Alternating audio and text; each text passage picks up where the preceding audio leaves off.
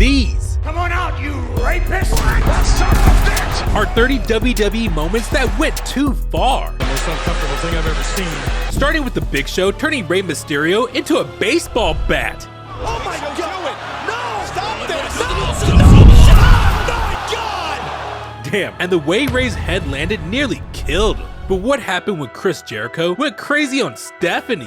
You want to say let the bodies hit the floor? I would say let the boobies hit the floor. Damn, he really said that on live TV.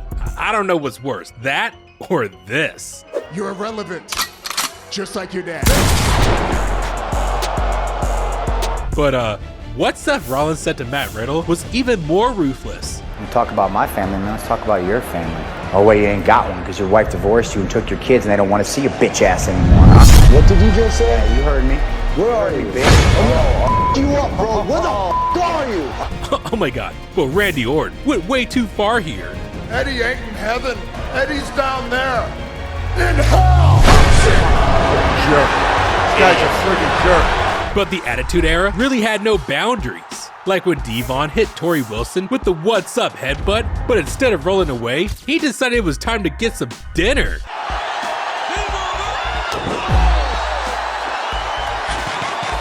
Oh damn, and speaking of no boundaries, the Sandman and wait, bro, what? What?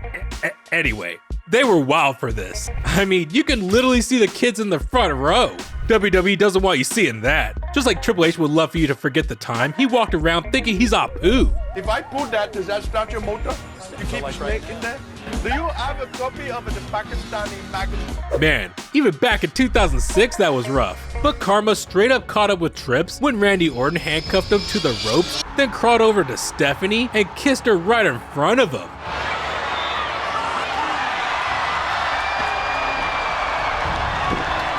And what makes this even more crazy is that this video of Triple H getting cucked is WWE's most viewed YouTube video. And if you think that's bad, wait till you see Big Boss Man crashing the funeral of the Big Show's dad. And Big Show really tried to ride the freaking coffin to stop this. Like, oh my God. Alright, that was pretty crazy. But someone really should have stopped Kurt Angle from stalking Booker T's wife Charmel. That kind of perverted sex, bestiality sex with your wife. Even Kurt Angle himself called this the worst storyline he ever did. Thing is, you can say you don't like things, but you're still gonna have to do it. I just never said no to Vince. I didn't know how to. And so I went through with it and I felt so uncomfortable. And this is coming from the guy who wore a tiny singlet for 2 decades. But that's not as bad as The Rock doing something that would have caused World War III. Now, The Rock is known for legendary promos where he absolutely schooled everyone from Booker T to Chris Jericho and even John Cena. The man could roast anyone and have the entire arena eating out of his hand. Day one, douchebag. But every now and then, he'd speak Chinese. Ding bong ding dong, he's Stone Cold Ai! Here it is in Chinese. Ding baka wang. Damn, Rock, but that's nothing compared to when RKO added 2 more Ks to his name. When Randy Orton crashed MVP's VIP Lounge interview, he flexed Cody, and Ted's privilege in front of 3 brothers. This is where we belong. And Randy Orton picked off Kofi Kingston, Mark Henry, and MVP one by one, calling them thugs. The only place that you 3 belong is the hood where you came from. What? Oh man, just another well-written masterpiece by Vince. But that's not as bad as when Gene Snitsky accidentally caused Lita to have a miscarriage, and for some reason ended up punting the freaking baby. That's peak WWE for real. But there is one angle that ruined a wrestler's career. Looks like it's feeding time, Piggy James. And this messed up segment ended in them smashing cake in Mickie James's face and leaving her covered in food in the middle of the ring. And this made Mickie question everything about the WWE. So I wasn't sure how much of that was like, does the company truly think this about me? Is someone saying this like in creative and they just think it's funny and let's see how this plays out on TV? Or is this just a storyline? And even Michelle McCool thought this went too far. The whole Piggy James storyline, like me at heart, hated it just because of what it was, right? Like you're bullying somebody supposedly that they're supposedly overweight. And that has never been me. That is not. Every week I'd go up to her and like, Mickey, I'm so sorry. Like, bro, make it make sense. But speaking of things that don't make sense, if you haven't hit that subscribe button yet, like, what are you waiting for? Just do it, man. Alright, but what happened when the WWE suddenly turned a bunch of little boys into men? When Miss Kitty won that evening gown pool match, she wanted to make things extra spicy. And you already know King lost his mind, and so did the network execs. But flashing the crowd was not the worst PR disaster, because the network almost canceled WWE because someone wanted Stone Cold killed. And I'm talking when Stone Cold Steve Austin broke into Brian Pillman's actual house to attack him. But Brian was sitting in his living room injured, and when Austin bust through the door, Brian pulled out a blicky and pointed straight at Stone Cold. Now the TV network nearly canceled Raw over this. They really thought they'd just broadcast a murder on live TV. But Ric Flair took things too far in a different way, and this wasn't even scripted. What? Are you kidding? Huh, Nate, what was that? And Hornswoggle had to put up with a lot too. But when Vince got JBL to destroy his son in a steel cage, the throw into the cage, it was far. He threw me. Even Donald Trump was congratulating him for his actions. Oh man. Now, beating down some illegal immigrants is one thing, but what about beating up a dude who only had one leg? Like when Brock Lesnar absolutely annihilated one-legged Zach Gowen in front of Zach's mom and throwing him into the ring post with an F5. And turning him into a bleeding, one-legged mess on the floor. I don't know what WWE was thinking. Let's take a 19-year-old, barely trained wrestler who's only been wrestling for about 6 months, and let's ask him to gig on national television for the first time in his life. What could go wrong? This is what went wrong. But this was nothing compared to what was going to happen to Zach a week later. But more on that in a second, because sometimes you just gotta know when to stop. Like when Owen Hart fell to his death on live TV. Owen Hart was set to make an entrance from the ceiling, and he fell from the ceiling. My eyes are up, and he came into my peripheral vision. He came into my screen, this body, this flash. Yeah. Boom. And I saw Owen, they brought him back on this table, and he had his whole body like he had just turned white. Fans in the arena didn't even know Owen was dead. They just knew something went horribly wrong. I have the unfortunate responsibility to let everyone know that Owen Hart has died.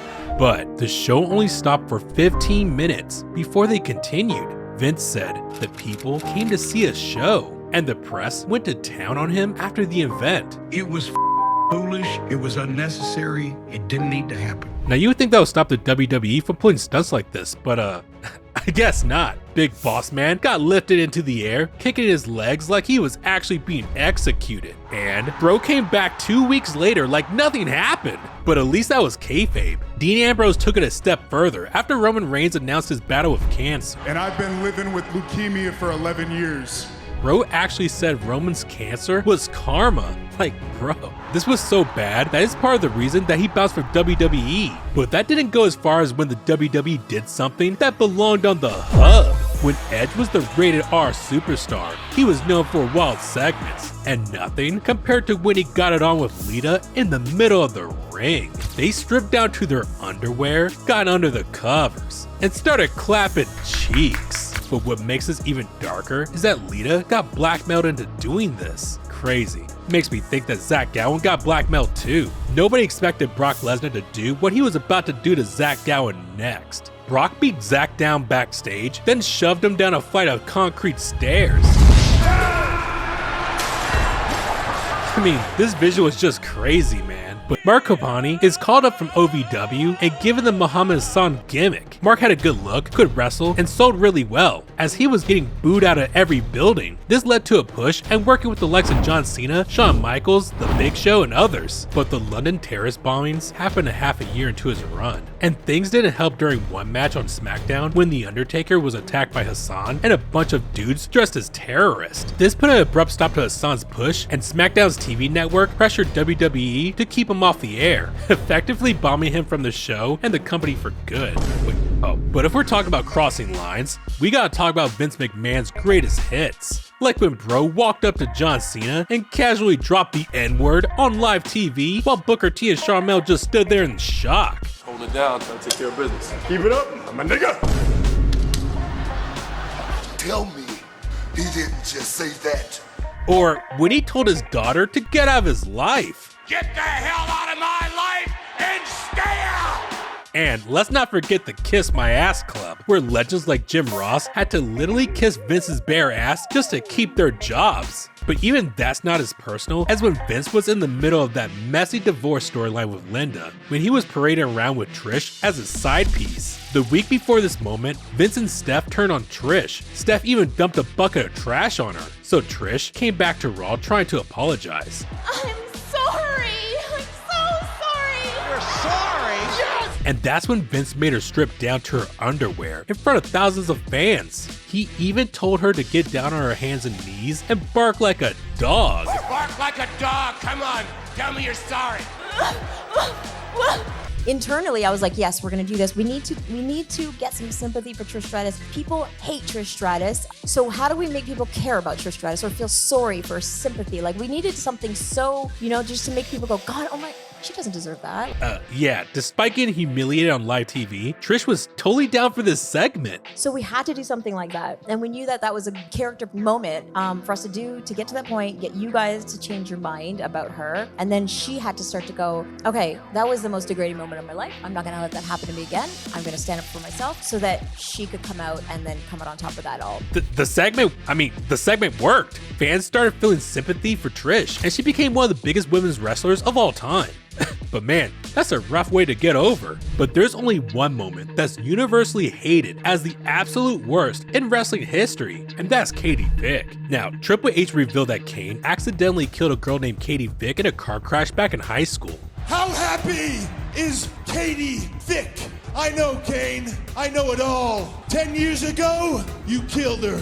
Then Trips visited a funeral home, climbed into a casket with a mannequin of Katie's corpse, and got down with the body. And yeah, no wonder JR had 12-year-old me thinking Triple H was worse than Osama bin Laden. Damn Triple H!